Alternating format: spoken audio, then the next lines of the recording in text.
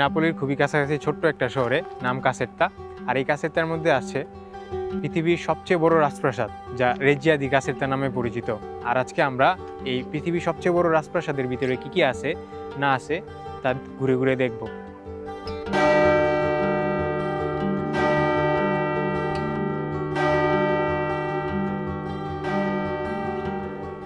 নাপোলির রাজা কার্লো দি বারবোনে চেষ্টা করছিল ওর সাম্রাজ্যে সবচেয়ে বড় একটা রাজপ্রাসাদ তৈরি করা, যা সে অনুপ্রাণিত হয়েছিল প্যারিসের রাজপ্রাসাদ দেখা।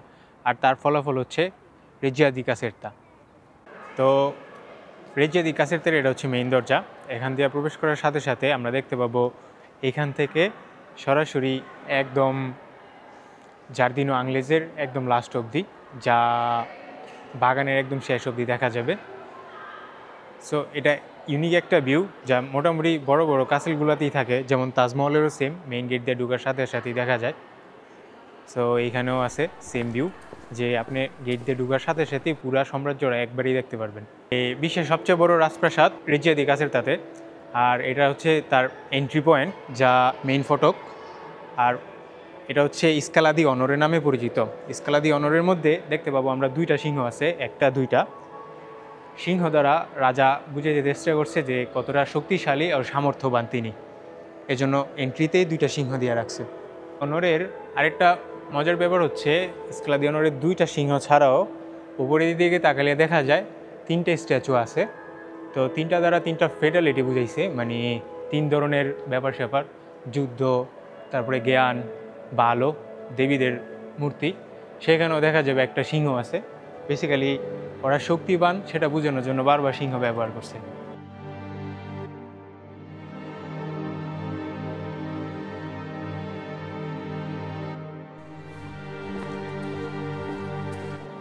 ভাবতে অবাক লাগে যে রাজপ্রাসাদ বা একটা বাড়ির ভিতরে যে এত বড় স্কেলা দিয়া বানাইছে বা এত বড় সিঁড়ি, যা মেইন সিঁড়িতে দুইটা বড় বড় সিংহ, তারপরে দুই পাশ দিয়ে সিঁড়ি, অভাবনীয়। তাও আবার 250 বছর আগে বানানো। ট্রি পয়েন্টের মেইন গোলচক্করে, যেটা হচ্ছে অক্টাগন নামে পরিচিত, মানে আপনি দেখলে বুঝতে পারবেন যে এই গোলতোমটা বসানোর জন্য 8টা দিক থেকে ওরা আলো প্রবেশ করাইছে, যা ওদের কালচারে একটা আছে 8 দিকের আলো। তো সেই জন্য আমরা খেয়াল করতে পারবো এটা একটা অক্টাগন, যে 8 দিকের আলো আসতেছে এই জায়গায়। আর গম্বুজটা খুব সুন্দরভাবে বসানো হয়েছে। এখন আছি অক্টাগনের ঠিক মাঝখানে। তো চারোদিক থেকে আলো আসে এই অক্টাগনের মাঝখানে। তো দেখলেই বোঝা যায় কত সুন্দরভাবে ডিজাইন করে বানানো হয়েছে, 250 বছর আগে বানানো। কিন্তু একটা জিনিস লক্ষ্য করলে দেখা যায় এই অক্টাগনের চারদিকে মোটামুটি একটা ফাটল দেখা দিছে। আর এই ফাটলটা ঘটছে 1997 সালের ভূমিকম্পের মাধ্যমে। তো ভূমিকম্প এতই তুচ্ছ ছিল যে প্রত্যেকটা অক্টাগনের দিক থেকে একটা ফাটল আসছে। আর এই ফাটলটা দেখলেই বোঝা যায় যে 250 বছর আগে কত মজবুত করে বানানো হয়েছে, যা ভূমিকম্পতে ধ্বংস করে নেই।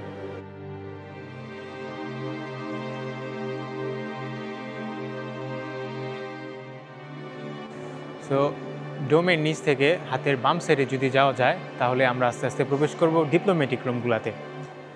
আর ডিপ্লোম্যাটিক রুমগুলা রাজা ইউজ করতো বিভিন্ন পলিটিক্যাল ইউজের জন্য, যা গেস্টরা আসতো, বসতো, ওনার সৌন্দর্য দেখতো কীভাবে লাইটিং করছে, কীভাবে কী করছে না করছে।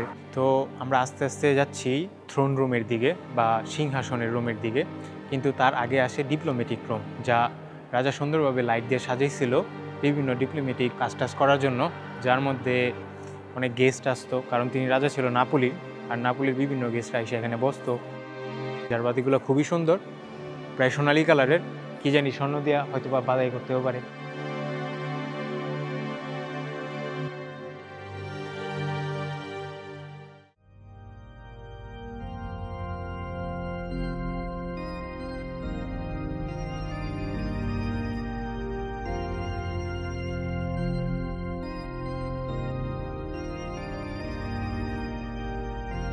তো আমরা এখন আস্তে আস্তে যাচ্ছি the heart of the Reggia di কাসেত্তার ভিতরে, যা হচ্ছে সিংহাসনের মেইন ঘরটা। আমরা আস্তে আস্তে প্রবেশ করতেছি সালা দি থ্রোনো বা সিংহাসনের রুমে। দেখতেই পারতেছেন কত সুন্দর।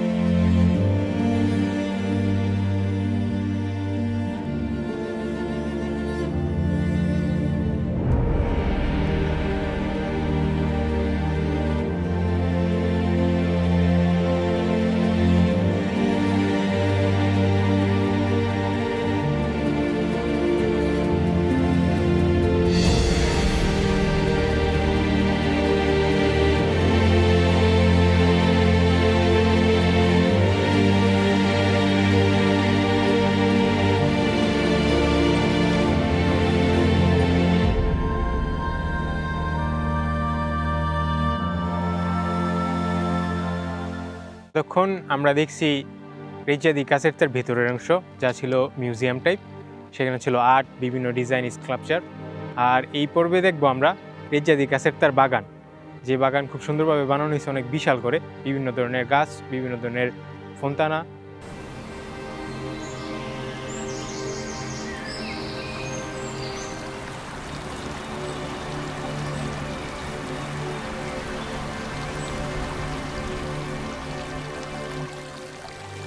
তো আমরা আছি গার্ডেনের ঠিক মাঝামাঝি অবস্থানে, যেখানে একটা ফন্তানা আছে।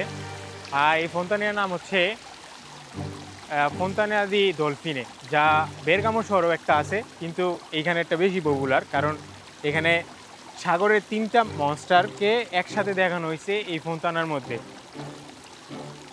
বড়টার দিকে খেয়াল করলে দেখা যাবে যে বড়টার মধ্যে আবার পাও আছে। কিন্তু সবচেয়ে বড় কোশ্চেন হচ্ছে, রেজ্জা দি কাসেরতার এত পানি আসতেছে কোন জায়গা থেকে? ঠিক এই সমস্যাটার সমাধান করার জন্য কার্লো দি বারবোনে রাজা একটা জলধারা বানাইছিল প্রায় 250 বছর আগে। জলধারার নাম হচ্ছে কারোলিনা জলধারা। তো সেই জলধারা থেকে এই পানিগুলো আসে। আর দেখা যাবে যে এই গার্ডেনটা আসলে একটা উঁচু প্রকৃতির, মানে উঁচা থেকে নিচের দিকে। তো সেম ওয়েতে পানিটা উপরে থেকে নিচের দিকে আস্তে আস্তে যায়।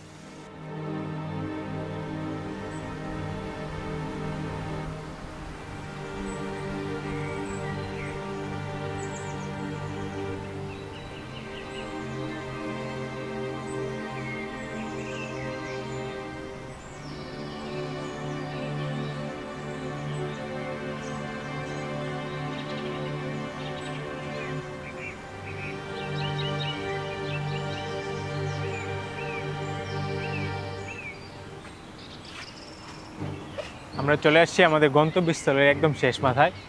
এটা হচ্ছে শেষ ঝর্ণা গন্তব্যস্থলের।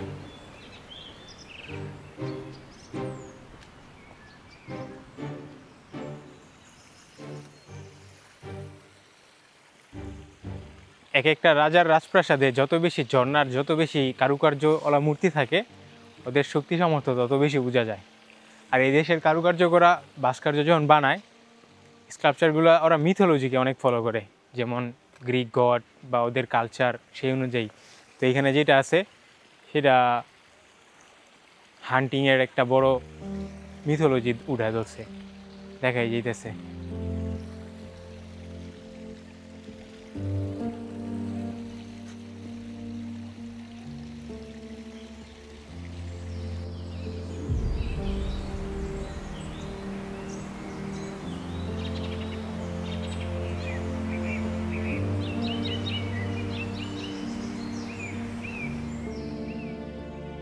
আমরা এতক্ষণ কাছের থেকে ঘোরাঘুরি করলাম, ঘোরার শেষ পর্যায়ে ঝর্ণার শেষ দিকে এসে বৈশা আমরা ডিসাইড করলাম এখন আমরা রেটিং দেবো কাছের থেকে কীরকম। তো এই রেটিংয়ে আমাদের প্রত্যেকটা ভিডিও আমরা চেষ্টা করবো শেষের দিকে 3টা করে কোশ্চেন করার। আমরা একজন আরেকজনকে সেম কোশ্চেন করব। তো আমরা চেষ্টা করব একজন আরেকজনের ওপিনিয়ন জানার, এবং আপনারা ভিউয়ার্সরাও ট্রাই করবেন আমাদের কমেন্টে জানানোর। তো প্রথম প্রশ্ন, কাসেরতাকে আপনি 1 থেকে 9-এর ভিতরে কত রেটিং দিবেন?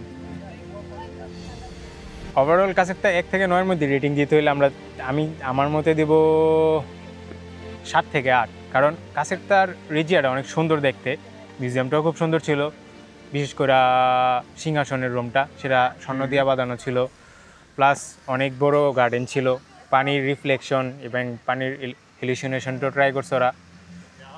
তো এই হিসাবে 8 থেকে 9 দিব। কিন্তু ভিজিটর যারা আছে তারা পানি টানি খাইতে অসুবিধা, তারপরে কোনো দোকান টোকান নাই, তারপরে হচ্ছে যদি কেউ আসে ওরা বেশি হেল্পফুলও না বা ফ্রেন্ডলিও না স্টাফরা, ওই দিক থেকে 2-3 পয়েন্ট কাটা যায়। ওকে, দ্বিতীয় প্রশ্ন, যদি কেউ নতুন আসে কিভাবে সাজেস্ট করবেন এই জায়গার জন্য, বা কেমন সাজেস্ট করবেন? তো ইতালিতে যদি কেউ ঘুরতে আসে, আমি কাছেরটা খুব রিকমেন্ডেড করবো এরকম না, যে কাছেরটা ছাড়াও অনেক আছে। যেমন তুস্কানিতে আপনি অনেক শহরে, ছোটো শহরে যেতে পারবেন, অনেক সুন্দর কিছু দেখতে পারবেন, মেরিবিল সিটিগুলো দেখতে পারবেন। কিন্তু যদি আপনার কাছে ওভারঅল সময় থাকে আর নাপোলির সাইডে আসেন, তাহলে কাছেরটা মাস্ট বি ঘুরে যাবেন। ওকে, তৃতীয় এবং শেষ প্রশ্ন, কেমন অনুভূতি, কেমন ফিল হলো? দেখা গেছে আমি এই পর্যন্ত অনেক সিটি এবং অনেক কাছেলেই ঘুরছি, যেমন ছিল দিল্লির তাজমহল থেকে শুরু করে নরওয়েতে যাওয়া, সো দেখা যায় ওই হিসাবে আমার মতে কাছেরটা খুব একটা খারাপ না, কিন্তু ভাই আমি এশিয়ার, আমার মতে আমাদের তাজমহলই সুন্দর বেশি। আমাদের সব ভিডিওর পিছনে ছিল এই ব্যক্তি, যে কিনা আমাদের ক্যামেরাম্যান এবং আমার ছোট ভাই। চেষ্টা করতেছি আমরা দুইজনই খুব শিখার, তো আমরা চেষ্টা করব ভবিষ্যতে আরও সুন্দর সুন্দর ভিডিও আনার, এবং আমরা শিখতেছি, তো আমাদের অনেক ভুল ত্রুটি হয়, সাউন্ডে ভুল হয়, ক্যামেরার সেটিংসে ভুল হয়। আমরা ট্রাই করতেছি আস্তে আস্তে শিখার, নতুন নতুন জায়গায় যাওয়ার। যেমন আজকে কাছেরতে আসছি, এখানে ট্রাইপড সব নিয়ে আসছি, সুন্দরভাবে ভিডিও করব, কিন্তু ওরা গেটে আটকে দিছে, মানে ভিডিও করতে দেয় নাই, ভিডিও করা নিষেধ। তো আমরা ক্যামেরা লুকে আনছি, তাও চেষ্টা করতেছি ইউটিউবের ভিডিও বানানোর, যে নিজেদের ক্রিয়েটিভিটি শেখার। তো পরবর্তী ভিডিওতে আবার দেখা হবে। আমি জুম্মান, আর আমার সাথে আছে আসিফ ভিডিওতে। তো অবশ্যই আমাদের ভিডিওতে সাবস্ক্রাইব করবেন এবং আমাদের সাথে থাকবেন, আমাদের যাত্রা যেন একটু দীর্ঘগতির হয়।